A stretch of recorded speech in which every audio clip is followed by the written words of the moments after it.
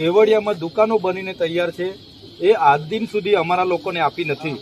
તો સરકાર આપવા માંગે છે કે કેમ? નહીં તો આવનારા દિવસોમાં અમે જઈશું, લોકોને સાથે રાખીને જેને પણ રોજગાર ધંધો કરવાનો હશે એને ખુલ્લી કરીને અમે દુકાન આપી દઈએ. મોટું કોમ્પ્લેક્સ કમ્ફર્ટ ઇન બને છે ને, એ આઈએએસ આઈપીએસ લોકોની ભાગીદારીથી બન્યું છે અને એ ગોચરની જમીનમાં છે, ગામતળની જમીનમાં છે. કોની રહેમ નજર છે? કેવડિયામાં આટલા બધા પ્રોજેક્ટો બન્યા છે, એમાં આઈએએસ આઈપીએસ અધિકારીઓના પોતાના પ્લોટ છે, પોતાની ભાગીદારીની હોટલો છે અને મોટામાં પોતાની હિસ્સેદારી છે.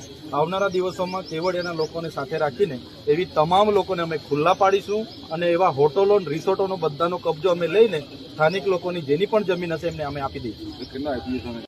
કેવડિયામાં જે દુકાનો બંધ પડી રહી છે 3 વર્ષથી બની શું છે? કેવડિયાની દુકાન જે બંધ પડી છે એની કન્ડિશન નિગમ કે એસઓયુ અમારા પાસે એવી માંગે છે કે તમે એક દુકાન લેશો તો તમારે જે ઘરની જમીન છે, ઘર છે, ઘરની આજુબાજુની જમીન છે કે તમારી જે 5 એકર જમીન એ પહેલા એમના નામે કરો, પછી